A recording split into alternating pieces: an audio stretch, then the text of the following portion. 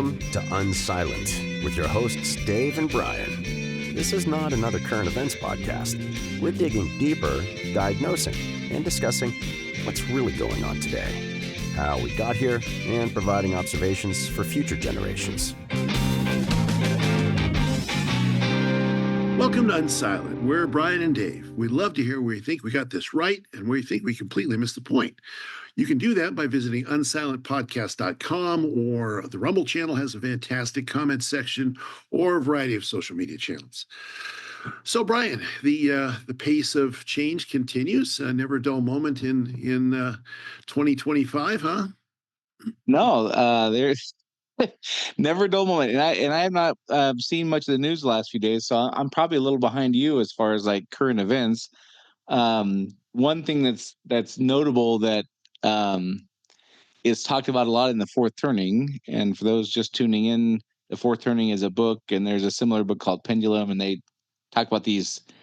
They have a thesis that we kind of experience the same types of events over and over again, every 80 to 100 years or whatever. And, Neil, what's his name?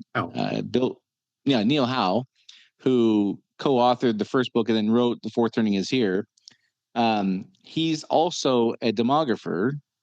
So he's like a historian, a demographer, and an economist, or he's very involved in like Wall Street. He works for a company called Hedgeye, and they're a big player on Wall Street. And he talks about how not only is there conflict, like in often historical terms, like wars and things like that, but there's also economic changes and dramatic ones.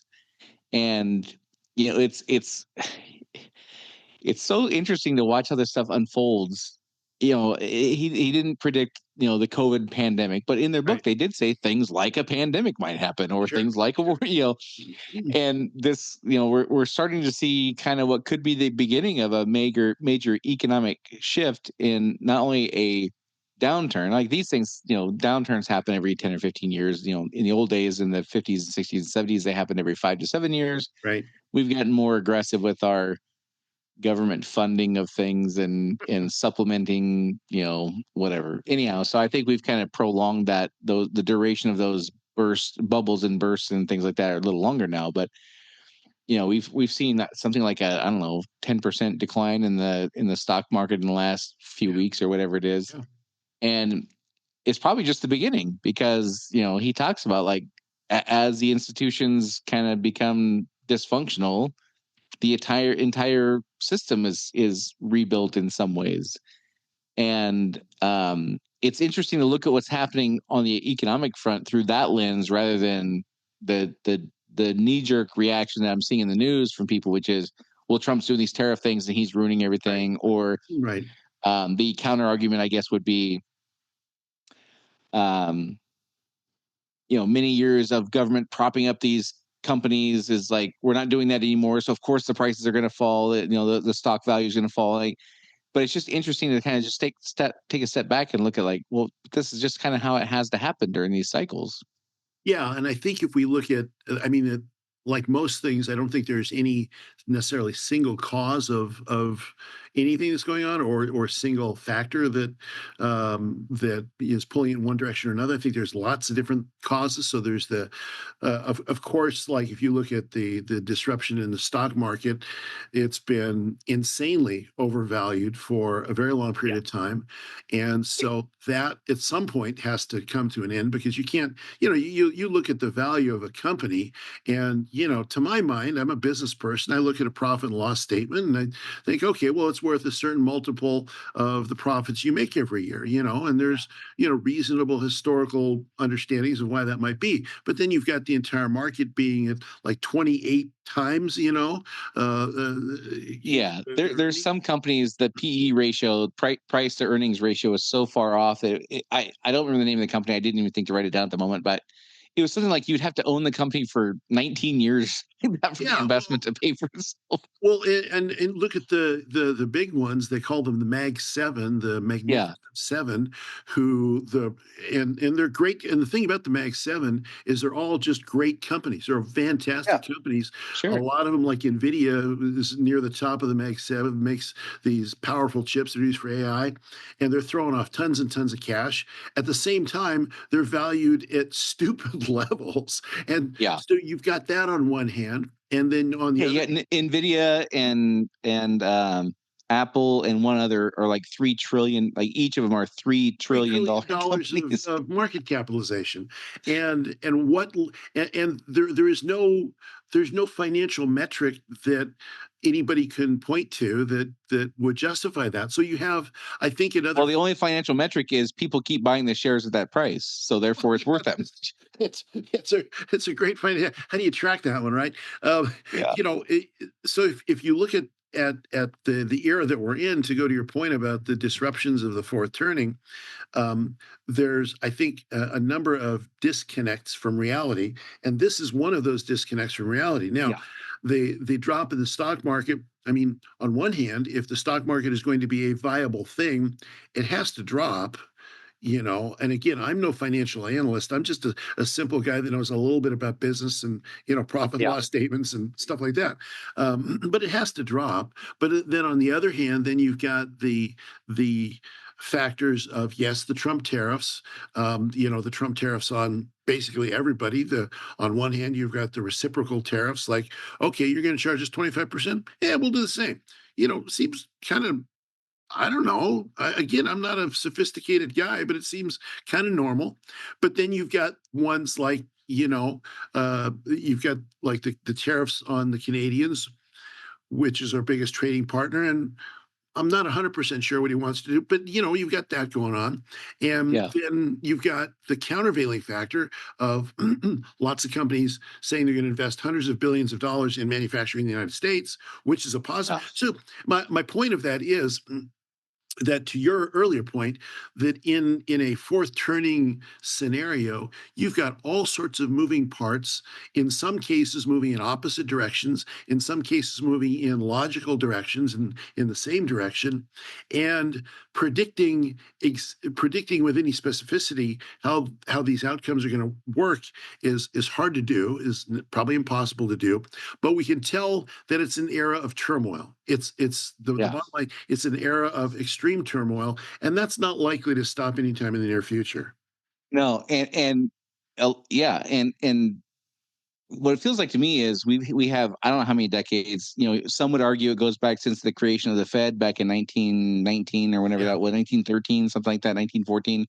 Some put it way back then, but even if you don't go back that far, certainly for the last several decades, several, could be 3, could be 6. I don't know. I don't know this stuff very well either. But somewhere along the way, tax dollars were being sent to entities that then either bought the goods of certain Wall Street companies or supported them in some other way. And I think you'd be pretty hard pressed not to.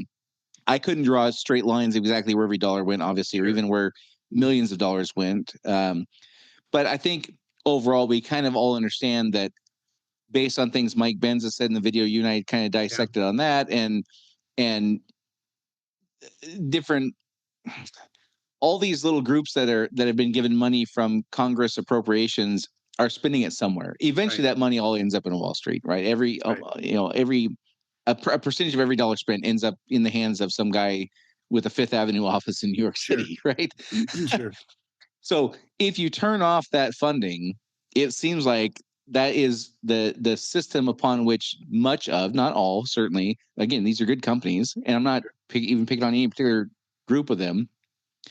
If you turn off a major revenue source, again, as you and I, like guys in business, if you lose a segment of your customers and that money just goes away, well, the company's worth less and the value is going to go down. Well, it kind of feels like that's what's happening in conjunction with all these other things. And I think it'll be fascinating to see as, Doge continues doing their thing. I don't think it's coincidence that within 2 weeks of Doge starting to just go in there with a chainsaw and whack funding that literally a couple weeks later is when this correction or downturn, whatever you want to call it, started. I don't think that's a coincidence. Yeah. I think the tariffs probably have something to do with it. Sure. Certainly. But I don't think it's fair to dismiss this, like we're turning off the spigot of the government money and these companies all of a sudden aren't worth as much.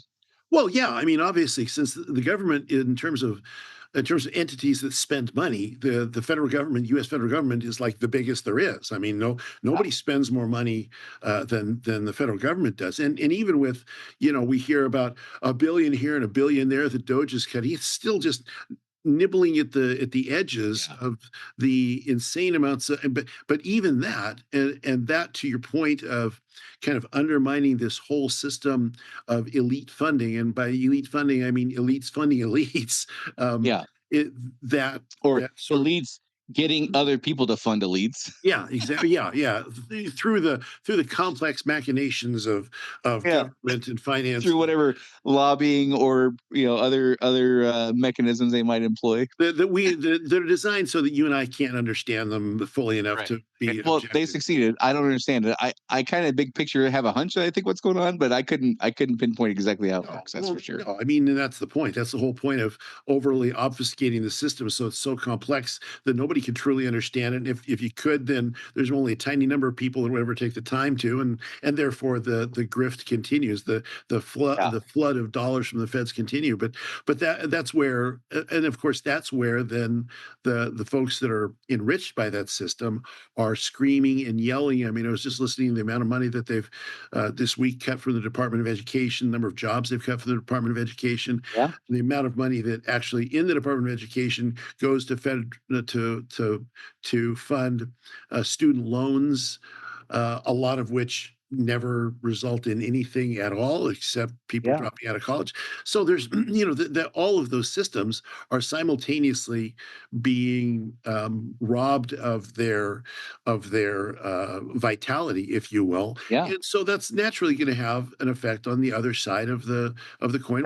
You make a great point there, that all those government jobs are going to go away. Those are revenue sources for these big companies. Yeah, exactly. And those people are going to have less money to spend, and therefore less money. And we're talking not a small number of jobs that are being cut in DC, and they're just getting started. So it could be these guys selling in anticipation of more of that stuff happening, not as a result of what's happened so far. Right.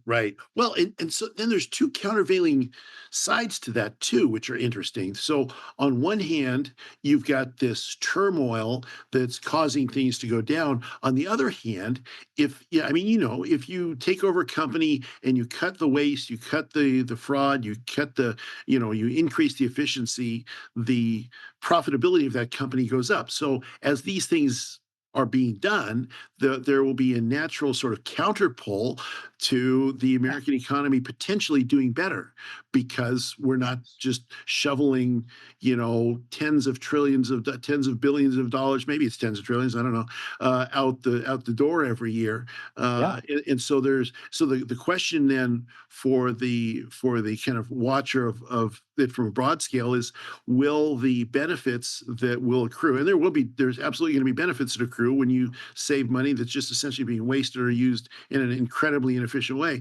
So will those benefits counterbalance the disruption rather of the system, and or will the disruption get so intense that it does lead to greater levels of some kind of conflict or other? I don't know. Well, I have no doubt. I mean, my belief has been for some time, even before you and I started doing this podcast, my belief for some time has been things are going to get worse and then they're going to get really good. Yeah. Right. I do think long term things are going to be exceptional. I also think short term things are not going to be very fun at all. Yeah. Because as you dismantle this stuff, there's going to be pain. Like there's real life jobs that are built upon fraud, waste, and abuse. And I don't mean just in government. I mean people in real estate, people in lending, people in all kinds of industries that aren't directly related to the government benefit by having those people with their 6-figure jobs. There's no getting around that.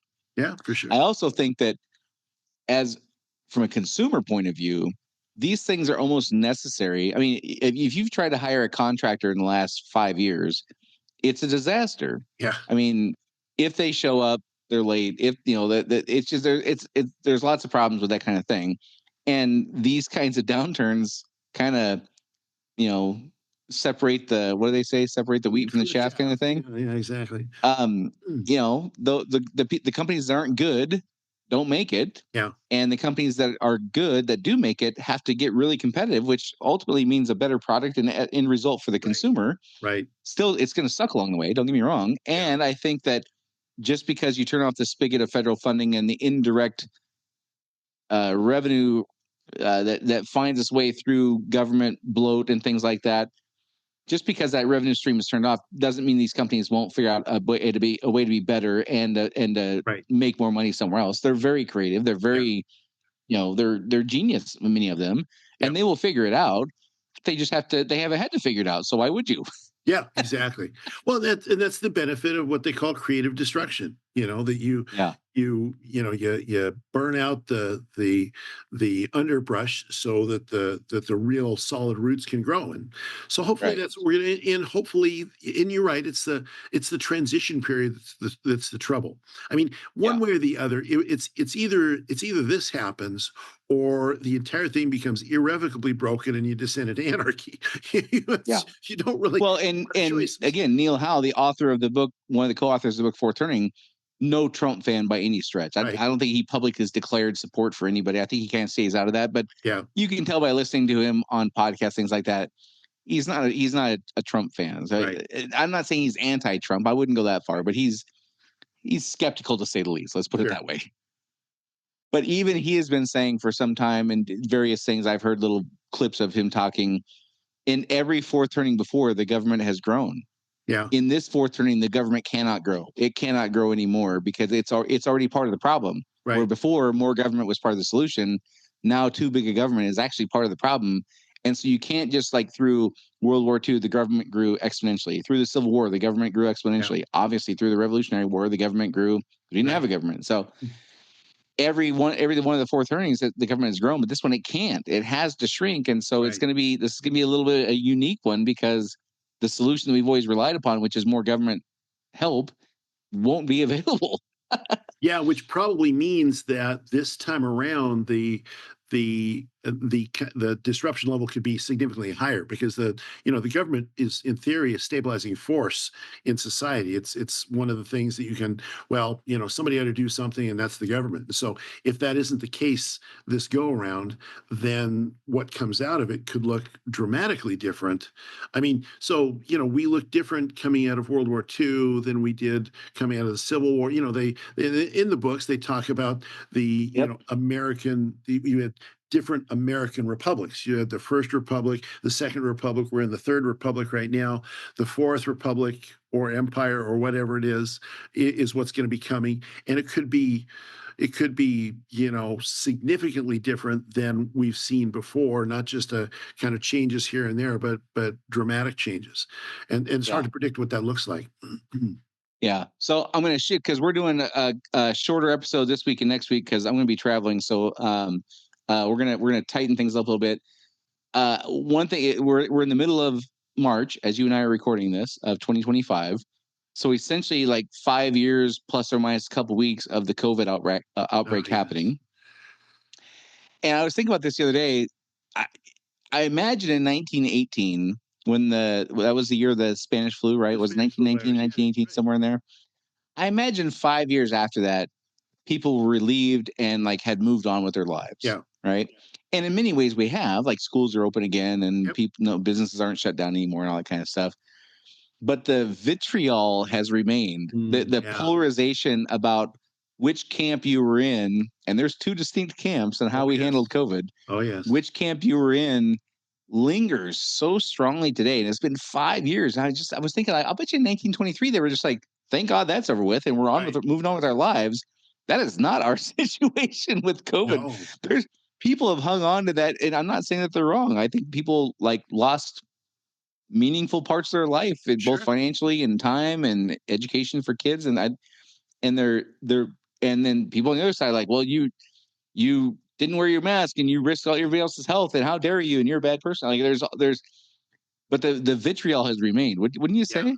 Oh, it absolutely has. And I think it goes deeper than what people experienced in the Spanish flu outbreak, because I think it's so COVID it really became and is now kind of it's a proxy, if you will, for whether or not you believe in the system and the leaders and Right. the experts and all that, or whether it's like, no, I'm a free sovereign individual that, can make my own choices for my life. I think that's the reason it's hung on like that. I don't think people are generally, contemplating all the details about it outside of that. It's like, no, you shut us down. This was horrible for our kids.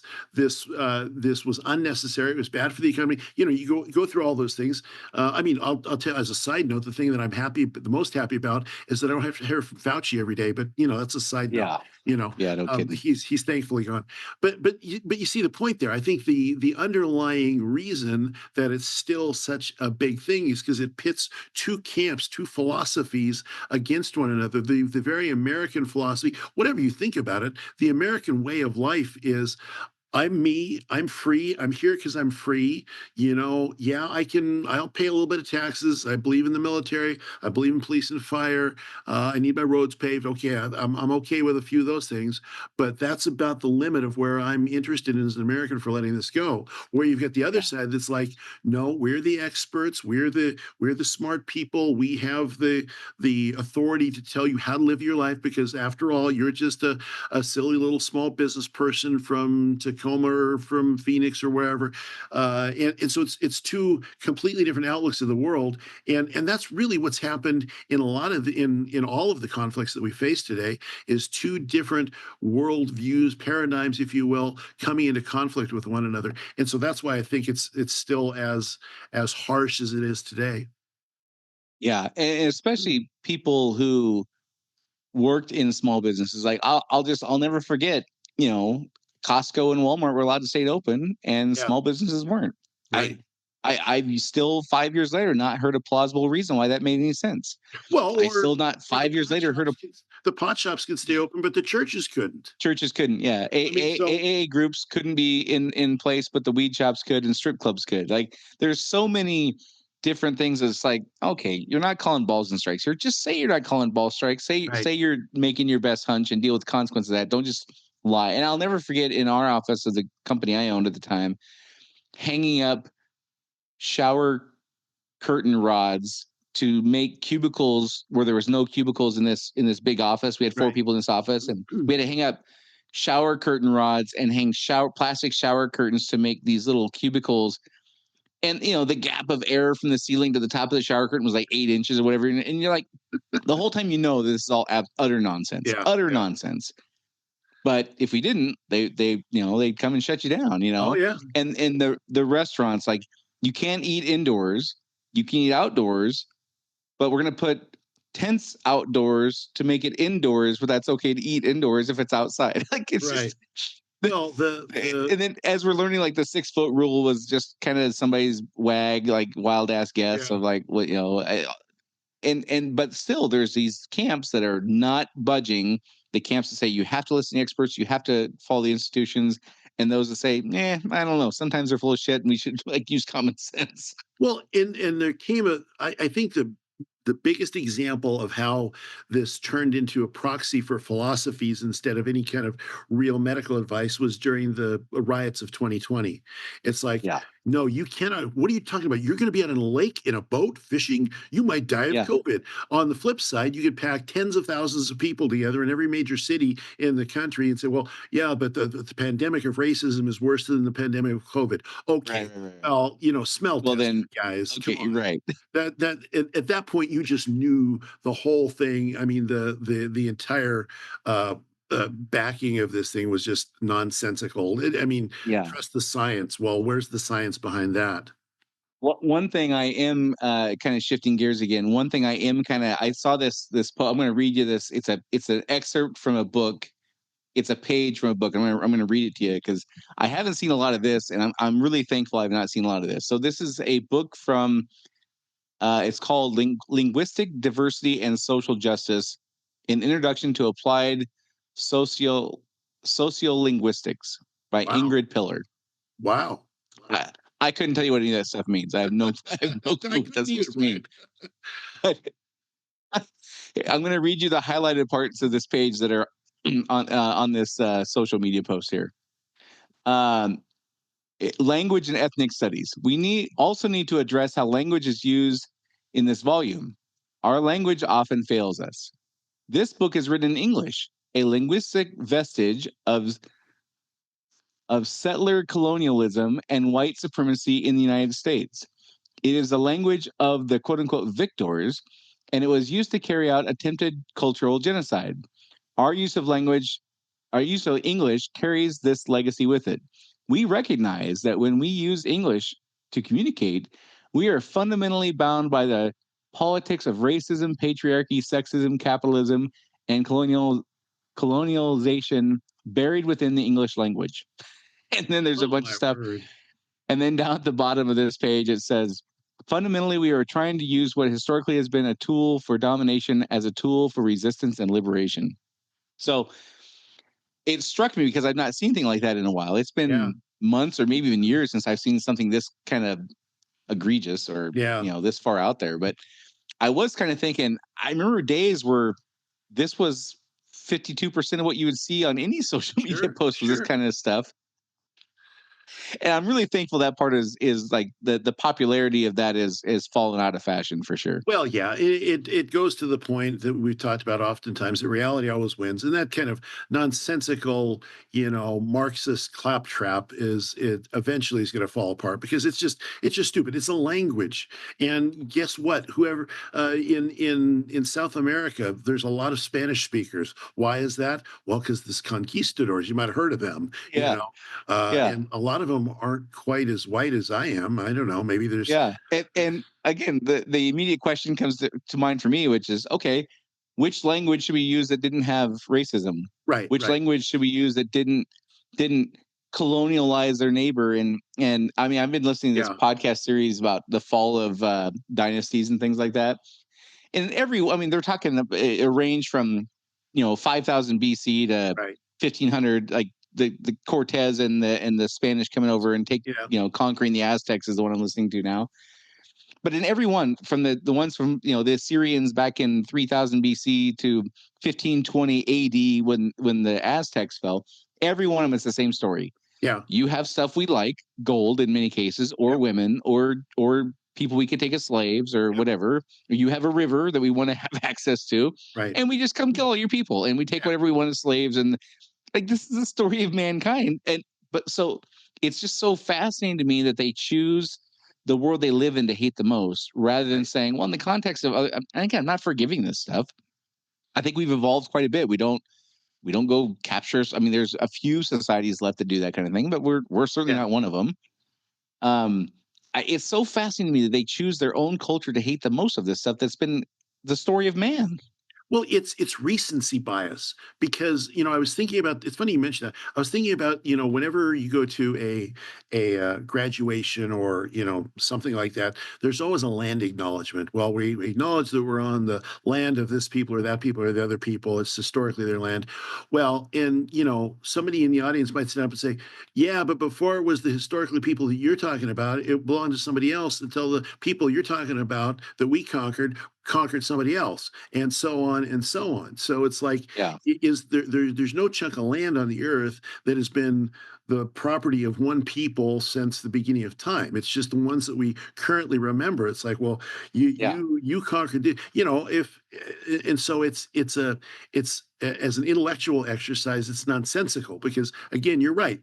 Human beings, what we have done throughout all of history is we have conquered each other. We've gone back and forth. There's been different borders. At one point, a country that almost nobody in the Americans in the U.S. knows about, Lithuania, owned most of Europe, and now Lithuania is a country of about 2 million people or so. So it's like there was these different various empires that existed, and they conquered other empires. And the Assyrians conquered the Babylonians. Babylonians who conquered this, Yeah. all of that is just, and so yes, I'm thankful when this nonsensical, it's really juvenile, this stuff is, well, he took I was playing on the swing first, and he pushed me off the swing, now he's playing on it. It's just Yeah. nonsense. It's just nonsense. This swing that was built in 1978 that I want to sit on is my swing now. Right, exactly.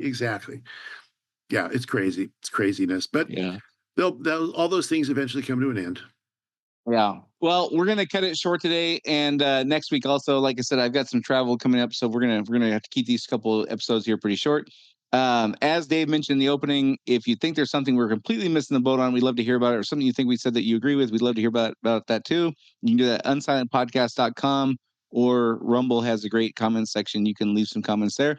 We're trying to explain to future generations what this moment in time is like to live through, and share with them things that won't be retained in history books. And whatever their version of video reels are 70 years from now, whatever their version of that is, whatever doesn't make the cut there, we're trying to fill in the gaps. So check out unsilentpodcast.com or go to our Rumble channel.